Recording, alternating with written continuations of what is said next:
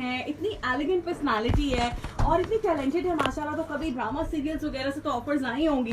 तो रूबा told me कि हाँ बिल्कुल जनाब, बहुत ऑफर्स आई। मैं चाहूंगी अब हम रूबा की जुबानी जो है ये बात सुने। रूबा, कहाँ कहाँ से आपको ऑफर्स आती नहीं है कि जी आप एक्टिंग की तरफ आ जाएं, क्योंकि आपको नहीं छोड़ जो आपका शोबिज़ है, अगर आप में एक टैलेंट है, खास तौर पर आपकी पर्सनालिटी अच्छी है, तो आपको कहाँ कहाँ से ऑफर आई कि जी ड्रामा सीरियल्स में कोई काम शाम करने के लिए, एक्टिंग के लिए हवाले से? समन I don't know if I am supposed to take the names. मुझे एक्चुअली मीडिया का, लाइमलाइट का, कैमरा का बिल्कुल भी शौक नहीं था। मेरी मदर चूंकि लिखती हैं तो मैं उनके साथ आती थी, जैसे मैंने आपको बताया सबसे पहले इस रूम में मैं उन्हीं के साथ आई थी। सो मैं चूंकि मैं लेकिन रहती बिहाइंड द कैमरा थी, जस्ट एज अ सपोर्ट। तो लोग मुझे जानते थे कि ये अरुमा भट्ट की बेटी हैं, लेकिन ये नहीं, मतलब उनको ये नहीं पता था कि मैं शख्सियत क्या है बेसिकली। मुझे उसी हवाले से फिर एक दफा ड्रामा की ही सबसे पहले ऑफर आई। तो वो एक्चुअली एक बहुत बड़ी कास्ट का जियो एंटरटेनमेंट का ड्रामा था और उसमें मेन लीड रोल के लिए आई। तो फिर मुझे थोड़ा शौक हुआ। मैंने कहा कि जाते साथ ही एक बड़ा प्राइवेट चैनल है, साथ में कास्ट भी बहुत बड़ी और लीड रोल। तो मुझे थोड़ा सा शौक हुआ। तो फिर मैंने अपने फादर से तब पहली दफा पूछा कि if I could do it. तो ही वाज लाइक नहीं बेटा, आप ड्रामा छोड़ो, एक्टिंग छोड़ो ना, पेरेंट्स बच्चों के हवाले से। आई थिंक सही होते हैं, उनको सही पता होता है। ही वाज लाइक नहीं बेटा, आप एक्टिंग छोड़ो, आप होस्टिंग कर लो। तो मुझे वाकई अरूबा समटाइम्स लगता है कि बहुत बड़ा जिगर चाहिए आपको एक्टिंग के लिए, कितना कुछ बर्दाश्त करना और टैलेंट भी होता है। समन आई थिंक हर कोई कर नहीं सकता। देखना बड़ा आसान लगता है, लेकिन कैमरे को फेस करना। बहुत अच्छे एक्टर्स हैं, लेकिन वाकई उसकी जो निटी ग्रिटी है वो एक अच्छा एक्टर ही जो है, नॉट टू मेनी एक्सप्रेशंस और बड़ा वो ओवर एक्सप्रेशंस भी नहीं होने चाहिए। सो मुझे तब मैंने कहा कि ये क्या बात हुई, कैमरा के सामने ही तो जाना है, चाहे एक्टिंग हो चाहे होस्टिंग हो। मैंने कहा नहीं, पछताने से बेहतर है एक दिन कि हम एटलीस्ट देखे तो सही, रिग्रेट नहीं होना चाहिए। मैंने अपने भाई को पकड़ा, मैं कहा चलो आओ हम चल के स्क्रिप्ट तो सुनते हैं। अच्छा। फिर मैंने सुनने गई तो मैंने देखा कि नहीं, it was very bold. You know आजकल काफी बोल्ड किस्म के ड्रामाज आ गए। तो मुझे ऐसा लगा कि फिलहाल आई एम नॉट रेडी कि मैं एकदम से घर से अपने अस्पताल से उठते साथ ही जो है वो ड्रामा करने लग जाऊं। फिर मुझे एकदम से एक और बहुत बड़े चैनल से होस्टिंग के लिए ऑफर आ गई with Abrar ul Haq. So I had to को होस्ट विद हिम।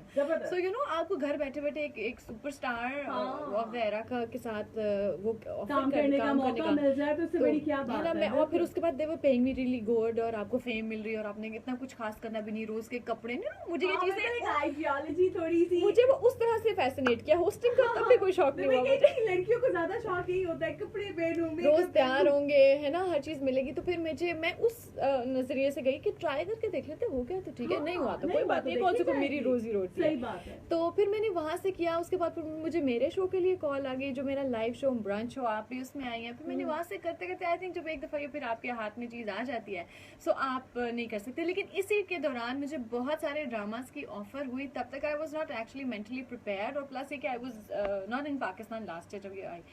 उसके बाद मैंने सोचा कि अब अगर कोई आती है जो कि डिसेंट हो और मुझे लगता है कि मैं कर सकूंगी, मैं निभा पाऊंगी, तो फिर मैं भी मैं कर लूँ।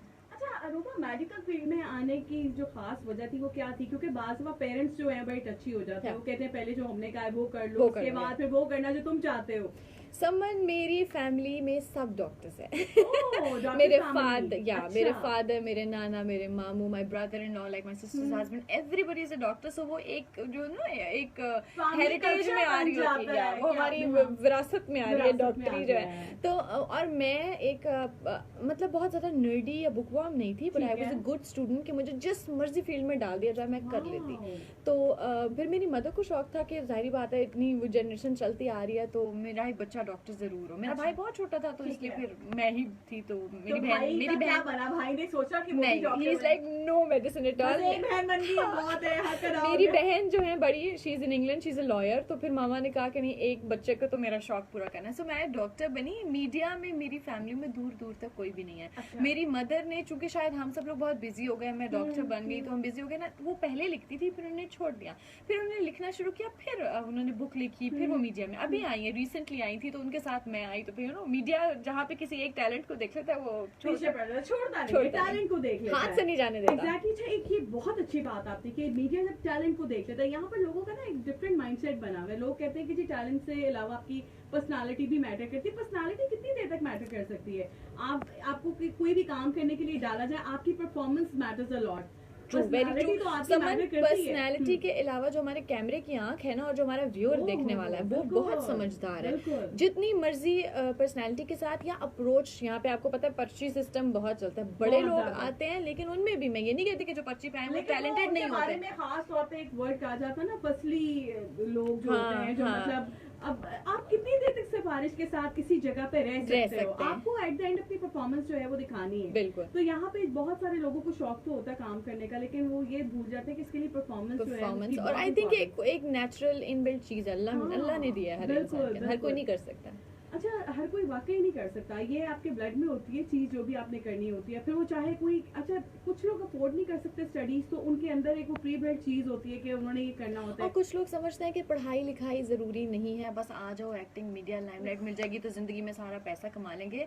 पढ़ाई, तालीम, इल्म, तरबियत और तहजीब ज़िंदगी के हर मामले में आपका ये सबसे फिर वही अच्छा बात साथ हो है। जाती है ना कि अगर आपने अपनी रेलेवेंट फील्ड से अगर स्टडीज नहीं की, आपने उसको एक्सपीरियंस नहीं किया, स्टडी नहीं की खास तौर पे, तो फिर वो यही होता है कि अगर आप कहते हैं जी बगैर स्टडी किए मैं आगे बढ़ जाऊं, उसमें फिर उसको लंबे अरसे तक घिस घिस के इस फील्ड में रहना पड़ता है। बिल्कुल। हाँ, उसकी कोशिश होती है बस मैं इसमें रह जाऊं और मैंने कुछ करके है ना? दिखाना है, वो ठीक है। अट्रैक्ट बहुत करती है, लेकिन हाँ। मेरा ख्याल है जितना हार्ड वर्क इस फील्ड में है ना, खाली on screen during the time of आप जब काम कर रहे हैं उस वक्त नहीं, बिकॉज चूंकि आप एक पब्लिक फिगर बन जाते हैं, आप लाइमलाइट में है, सो ऑफ द स्क्रीन भी आपको उसी तरह प्रेजेंटेबल भी रहना है। आप एक नॉर्मल इंसान की तरह कहीं पे भी नहीं जा सकते, मतलब ये नहीं कि कहीं भी मुंह उठा के किसी भी वीडियो में चले जाओ तो लोग बॉदर नहीं करेंगे, वो अगले दिन लोग इतनी बातें, आजकल तो सोशल मीडिया का दौर है, एक वीडियो बनती है और अपलोड हो जाती है कि ओह और बड़े इसको। मजे की बात है, क्योंकि मैंने खुद भी मीडिया में काफी काम किया है, तो मुझे इस हवाले से काफी एक्सपीरियंस है कि आपके जो कंपनी के सीईओ होते हैं,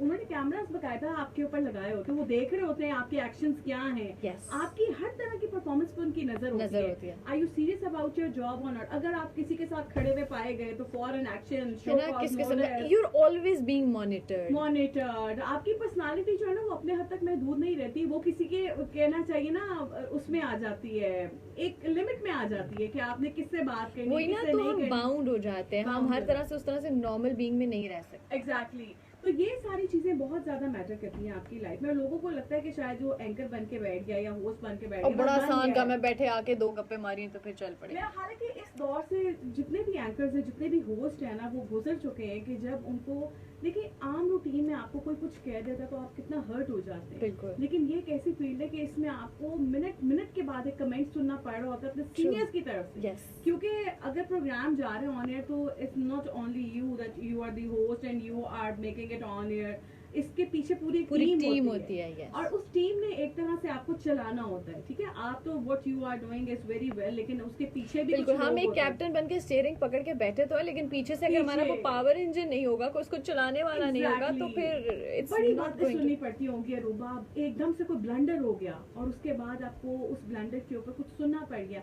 यहाँ पे अब आप एक दूसरे को पर्सनली नहीं ले रहे होते ना, प्रोडक्शन का जो हेड है ना, प्रोड्यूसर ना आप, कभी कोई ऐसी फीलिंग आई है जिसको एकदम सुनते साथ 14 तबक रोशन हो गए, ब्लंडर हो गया हो, और उसके बाद आपको ऊपर से कोई हार्श वर्ड सुनने को मिले हो?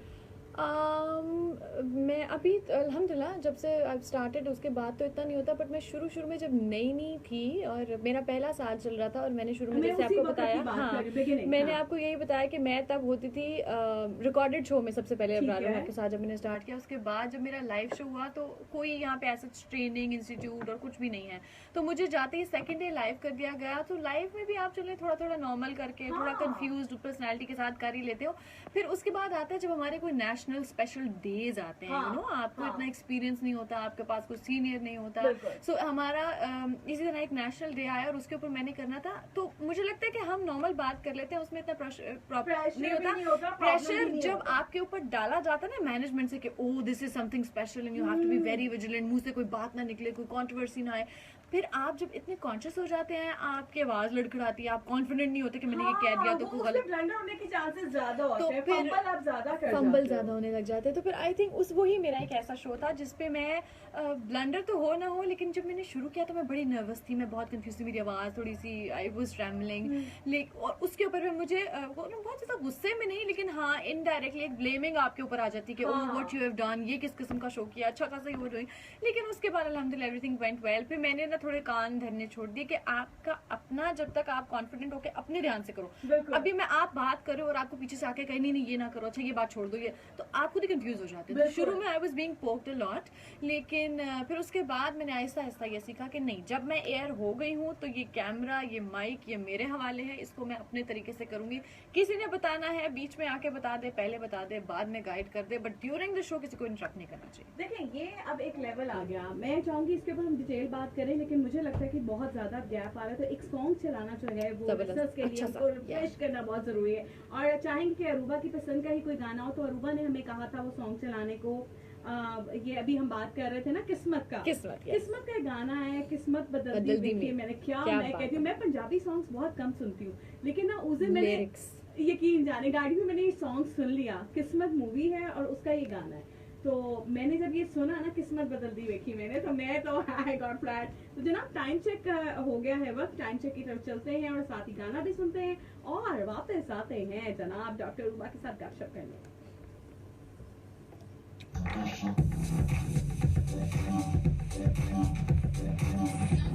Thank you so much. मैं बिल्कुल ठीक हूँ। अली हसन घुमन साहब,